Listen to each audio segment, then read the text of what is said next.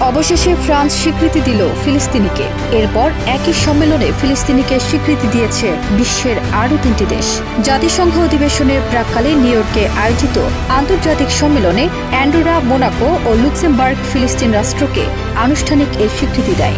একই সম্মেলনে বেলজিয়াম ও মাল্টাও একই ঘোষণা দেয়। ২৩ সেপ্টেম্বর সংবাদ মাধ্যম টিআরটি ওয়ার্ল্ডের এক প্রতিবেদনে এই তথ্য জানিয়েছে। এলএমই সার্টিফাইড বিশ্বসেরা কপারে তৈরি ওয়ালটন কেবলস, যা আপনার স্থাপনাকে রাখবে সব সময় নিরাপদ।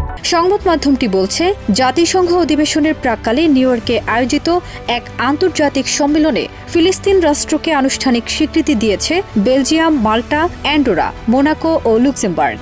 এর মাধ্যমে ফিলিস্তিন স্বীকৃতির ধারায় আরও ৫টি দেশ যুক্ত হলো। এ আয়োজনে মাল্টার প্রধানমন্ত্রী বলেন, এই স্বীকৃতি আমাদের শান্তি ও ন্যায় বিচারের বিশ্বাসের প্রতিফলন। ফিলিস্তিনি জনগণের আত্মনিয়ন্ত্রণ অধিকারের প্রতি আমাদের অবস্থানকে স্পষ্ট করে। লুক্সেমবার্গের প্রধানমন্ত্রী একে ঐতিহাসিক সিদ্ধান্ত হিসেবে আখ্যা দেন। অন্যদিকে এই পদক্ষেপ দীর্ঘদিনের আলোচনা ভিত্তিক দ্বিরাষ্ট্র সমাধানের প্রতি তাদের সমর্থনের সঙ্গে সামঞ্জস্যপূর্ণ।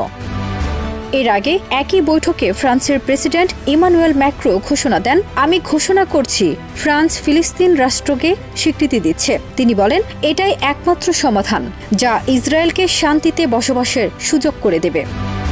ম্যাক্রো আরও বলেন, গাজায় ইসরায়েলের গণহত্যা অব্যাহত থাকায় এই সিদ্ধান্ত নেওয়া জরুরি হয়ে পড়েছে। তিনি বলেন, যুদ্ধ বন্ধ করার সময় এসেছে। গাজায় বোমা হামলা, হত্যাযজ্ঞ ও মানুষের দুর্দশা কোনো কিছুই এই যুদ্ধ চালিয়ে যাওয়ার যৌক্তিকতা তৈরি করে না।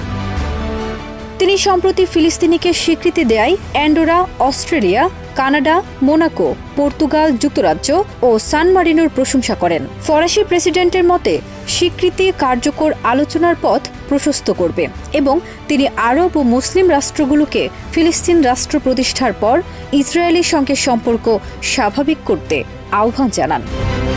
ফারজানা নিকিতা, দেশ রূপান্তর।